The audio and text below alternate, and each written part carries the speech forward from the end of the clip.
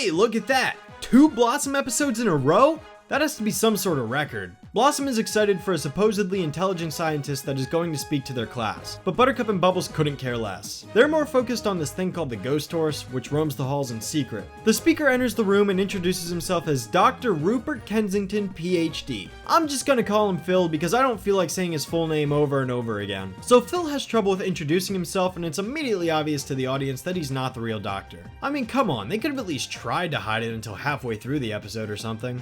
Blossom goes on filling in Phil's sentences for him, and we learn that he infused a carrot into a grapefruit with some sort of transmutation ray. Also, I want to draw your attention to something here. Look closely. Buttercup's chair is green, Blossom's chair is red, and Bubbles' chair is yellow.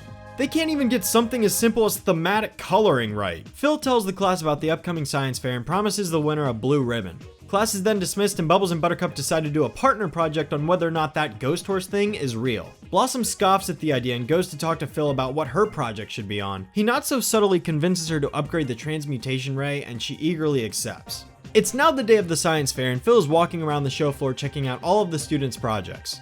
Buttercup and Bubbles begin presenting their project to everyone. Haven't you all noticed how messy it is? Actually no, we haven't, because you guys haven't shown anything about it at all. We spent the first 4 minutes in that one classroom and now we're suddenly in the cafeteria. And aside from this one screen, there's literally no evidence supporting that claim. Hell, there's nothing on the floor in this previous shot. I mean, how hard would it be for some animators to throw some trash on the ground for continuity's sake? They accuse Phil of hiding the ghost horse, but Blossom intervenes to stop their ridiculous accusations. This thing didn't end with Roswell, it started with Roswell! I'm not sure what this is a reference to, but the only thing I could come up with was a book.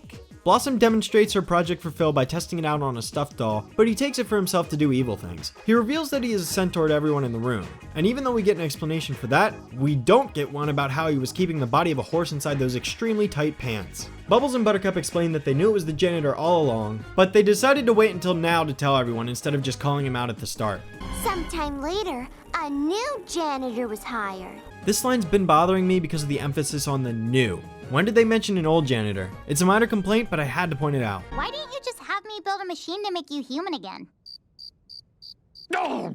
Why didn't I think of that? This is my absolute favorite part of the episode because Blossom tells Phil she could have just made a machine to fix him, but instead of just going back on what he did to return to normal, he continues with his first plan anyways. Based on his reaction, it even sounds like he would have been willing to let Blossom fix him, but the writing screws over that possibility from ever happening. Phil starts going crazy and zaps everyone into half-human, half-animal creatures, but Blossom fights back to reveal the real Dr. Blah Blah Blah behind a wall. She drops everything she's doing to go gaga over him instead of finishing the job like the original badass would, so she gets turned into an animal too. The girls manage to stop him anyways and Blossom returns everyone back to their human selves. They free the real Dr. Dude and he awards Bubbles and Buttercup with the first place prize, then they chase him down thinking he's an imposter to bring the episode to a close. There may have been worse episodes when it comes to plot and character development, but this takes the cake as the worst scripted episode so far. For as smart as Blossom is supposed to be, how does she not see right through this guy's lies? And better yet, wouldn't she know what he looks like? If she looked up to someone like him so much, you'd expect her to know his face. Buttercup and Bubbles state that they track the ghost horse to the doctor's office. Here's the thing though, the beginning of the episode establishes that he is a guest speaker. Why would he have an office at a school if he doesn't actually work there? I also have 3 major problems with the ending. First, why didn't Blossom's backup plan reverse the effects on Phil? Concerning it was a pulse of energy, it couldn't just go around him. Second, if you were to argue that it didn't affect him because he had been a centaur for so many years, why didn't Blossom suggest she upgrades her reverse contraption so that it did work on him?